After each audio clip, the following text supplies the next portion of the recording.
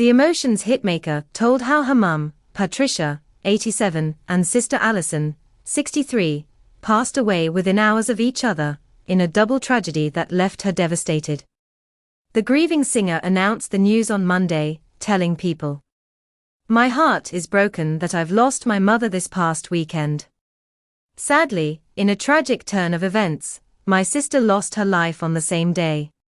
I feel blessed that I was able to spend the last week with my mom before she passed," added Carey. "I appreciate everyone's love and support, and respect for my privacy during this impossible time."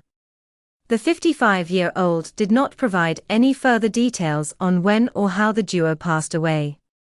Patricia married Mariah's father, Alfred Roy Carey, back in 1960, 9 years before Mariah was born.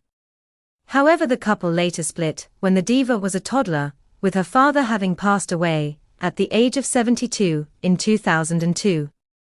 Raised largely by her mother, a Juilliard-trained opera singer and vocal coach, Mariah was introduced to music at a young age alongside her sister Alison and brother Morgan, something which would later go on to kickstart her phenomenal and award-winning career. Read more. Mariah Carey's complicated relationship with her mum and sister as she announces deaths. Throughout her life, Mariah's relationship with her mother was fraught with difficulties, and in 2020, the singer's memoir, The Meaning of Mariah Carey, described it as a prickly rope of pride, pain, shame, gratitude, jealousy, admiration, and disappointment. However, despite their differences and a few turbulent years in between, the pair did manage to reconcile, with Patricia holding a special place in her daughter's heart that even saw her honored in a special dedication in the memoir recounting her life. Sadly, Mariah had no such luck reconciling with her sister Alison, who also tragically passed away at the weekend.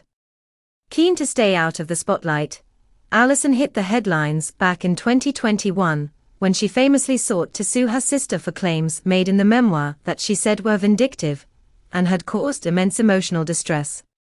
Mariah's book alleged Alison gave her Valium, tried to pimp her out, and threw a cup of boiling hot tea on her, causing third-degree burns when she was 12. Mariah had criticized Alison heavily throughout the book, alleging her now late sister offering her cocaine as a child and would barter her body for money or drugs. Her sister disputed these allegations and claimed the singer hadn't provided any evidence to support them. As a result of the memoir, Alison tried to sue her sister, launching a lawsuit demanding $1.25 million in damages, but the case never actually went to court. The allegations were included in a summons with notice filed by Alison back in 2021, but after Mariah demanded an actual complaint she could respond to, the case stalled and no further movement happened, reports In Touch Weekly.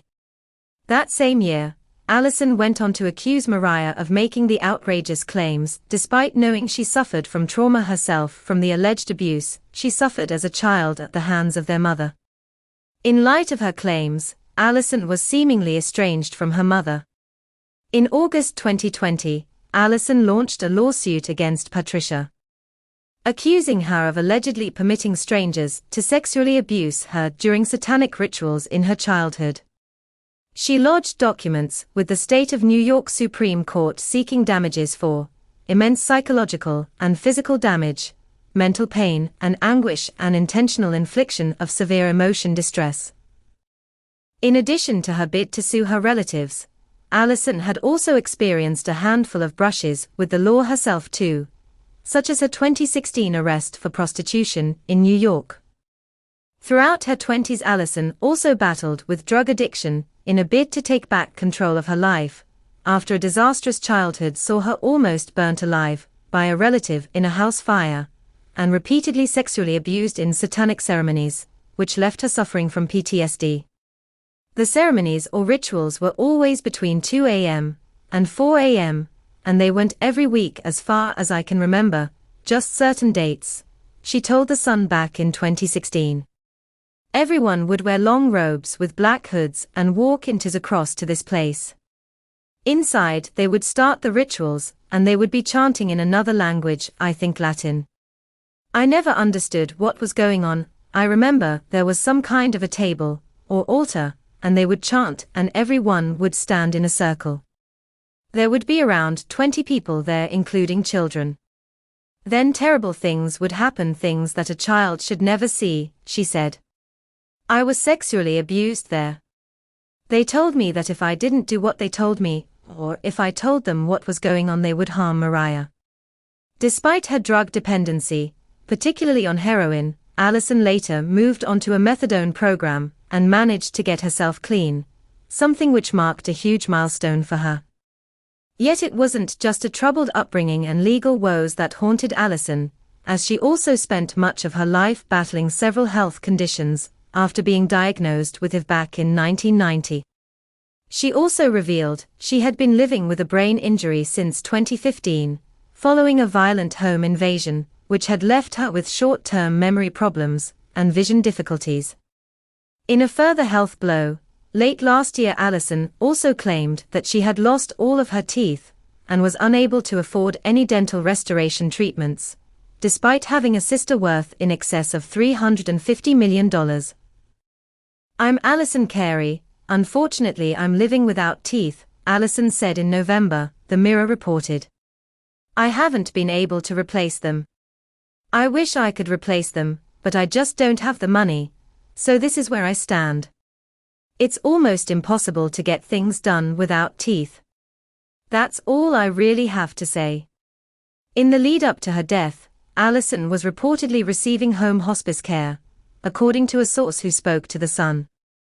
Alison was on home hospice care for the last 3 weeks of her life, Alison's close friend and carer Dave Baker told the publication. He also went on to reveal that she had been suffering from a problem with internal organs.